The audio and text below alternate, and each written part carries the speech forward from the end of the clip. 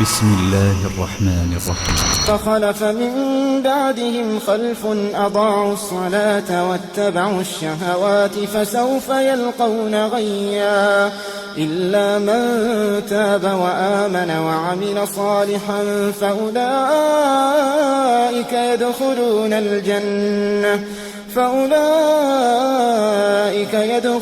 الجنة ولا يظلمون شيئا. Bismillahirrahmanirrahim. Assalamu alaikum, que la paix soit sur vous. Donc tout d'abord, j'espère que vous allez tous très bien. Aujourd'hui, bi'idhnillah, par la permission d'Allah, nous allons parler du fait de faire preuve de miséricorde et d'avoir de la compassion envers ses frères et ses sœurs en islam. Et c'est vrai que le monde dans lequel on vit aujourd'hui fait qu'on a besoin de parler de ce sujet-là. On en a besoin. Les gens ont besoin de se sentir aimés. Les gens ont besoin de sentir qu'on leur fait miséricorde, de manière générale. D'accord ? Et on va voir pourquoi. Alors, dans un hadith, le prophète Mohammed, sallallahu alayhi wa sallam, que la paix et les bénédictions d'Allah soient sur lui, nous a dit مَثَلُ الْمُؤْمِنِينَ فِي تَوَدِّهِمْ وَتَرَاحُمِهِمْ وَتَعَاطُفِهِمْ مَثَلُ الْجَسَدِ إِذَا اشْتَكَى مِنْهُ عُضْوٌ تَدَاعَى لَهُ سَائِرُ الْجَسَدِ بالسهر والحمى وهذا الحديث متفق عليه. Donc dans ce hadith, le prophète sallallahu alayhi wa sallam nous a donné un exemple. L'exemple des croyants. Eh bien les croyants, dans leur amour, dans leur miséricorde et dans leur compassion mutuelle, ils sont tels quoi ? Ils sont tels un corps qui, lorsque ce corps est touché par quelque chose qui va l'affecter donc, eh bien, c'est l'ensemble de ce corps qui va se retrouver touché également par quoi ? Par le manque de sommeil et également par le fait qu'il va ressentir de la fièvre.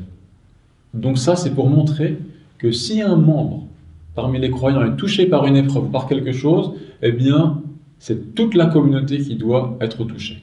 Tout comme un corps, lorsqu'il est touché par quelque chose, un membre de ce corps est touché par quelque chose qui lui nuit, eh bien c'est tout le corps qui va ressentir ça. D'accord ? Donc c'est ça l'idée. Donc si par exemple, on a un frère ou une sœur qui est dans la détresse, qui est affligé, qui est triste, qui est touché par une épreuve, eh bien nous devons ressentir envers cette personne, nous devons ressentir quoi ? Nous devons ressentir et éprouver de la miséricorde, de la compassion. D'accord ?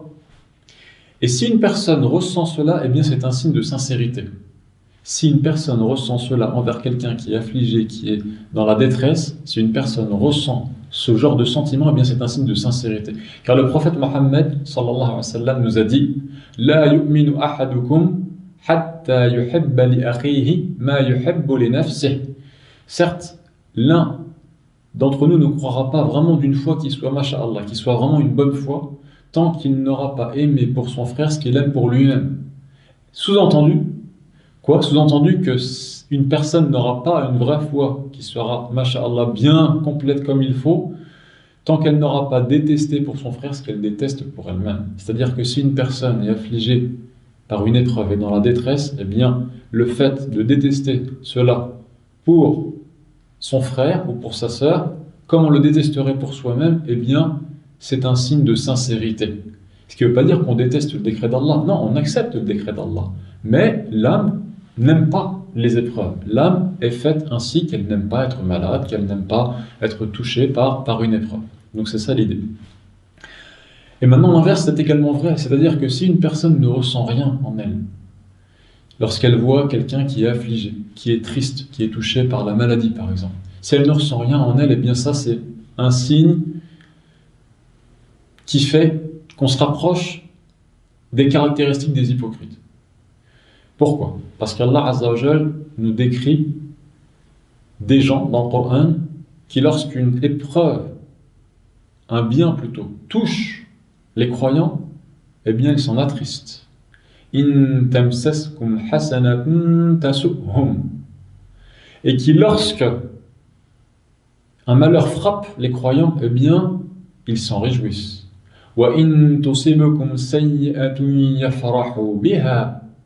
Eh bien justement, ça c'est quelque chose qu'il faut essayer de délaisser. Et si quelqu'un ressent en lui ce sentiment, il se réjouit à la vue de l'épreuve des autres, eh bien il doit demander à Allah qu'il guérisse son cœur.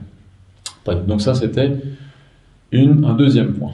Ensuite, il y a un autre point qui est important. C'est que maintenant si on voit un frère ou une sœur qui est dans la détresse, eh bien il faut essayer d'agir.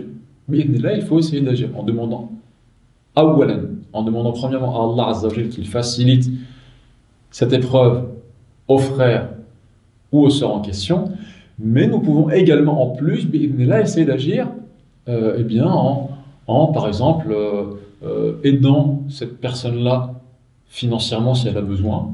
Par exemple, si elle a besoin d'un prêt, eh bien pourquoi pas lui prêter un petit peu d'argent. Si la personne est face à la maladie, en lui rendant visite. Si la personne ne se sent pas bien, etc., etc. D'accord ?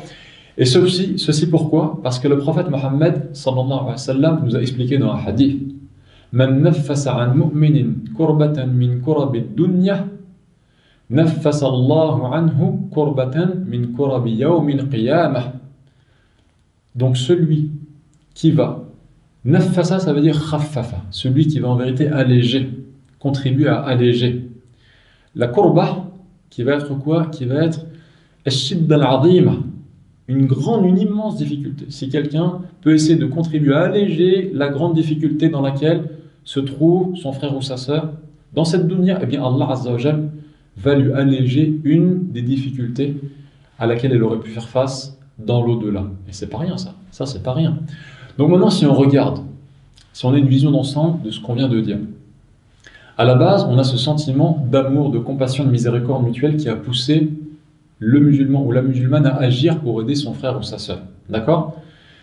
Eh bien, en agissant ainsi, c'est-à-dire grâce à ce sentiment d'amour, de miséricorde et de compassion mutuelle, eh bien, au final, en aidant son frère ou sa sœur, ce sentiment va se retrouver renforcé.